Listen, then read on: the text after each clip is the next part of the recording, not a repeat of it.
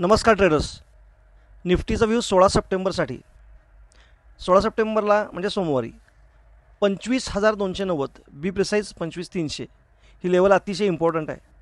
25,290च्या खाली जर market trade करायला लागलं तर माझं टार्गेट 25,130पर्यंत असू शकतं आणि 25,130वर तोडला तर मग 25,000ला मात्र स्ट्रॉंग सपोर्ट आहे. तिथून पुन्हा एकदा बाउन्स घेईल आणि वर जास्तीत जास्त कुठंपर्यंत जाऊ शकतो तर 25,490 म्हणजे बी प्रिसाईज 25,500 25,500पर्यंत वर जाऊ शकेल असं दिसतंय.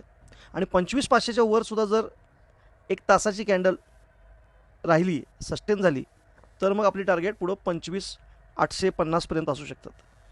त्यामुळं या वीकमध्ये सगळ्यात आत्ता महत्त्वाची लेवल सोमवारसाठी जर बघितली तर ती 25,300 ही आहे. म्हणजे 25,300च्या वर पॉझिटिव्ह, 25,300च्या खाली निगेटिव्ह. त्यामुळं 25,300 ही फ्लिप लेवल म्हणायला हरकत नाही. त्याच्यावर माझं उद्या लक्ष असेल. बँक निफ्टी जर बघितला तर बँक निफ्टीमध्ये माझ्या दृष्टिकोनातून इम्पॉर्टंट लेवल जी आहे ती 51,680. 51,680च्या वर जोपर्यंत मार्केट आहे तोपर्यंत मी पॉझिटिव्ह साईडला राहीन.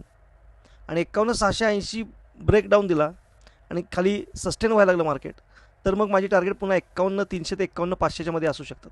आणि 51,300 ते 51,500च्या मध्ये पुन्हा एकदा मार्केट सपोर्ट घेऊन वर जाण्याची शक्यता आहे. 51,300 हा स्ट्रॉंग सपोर्ट आहे मार्केटला.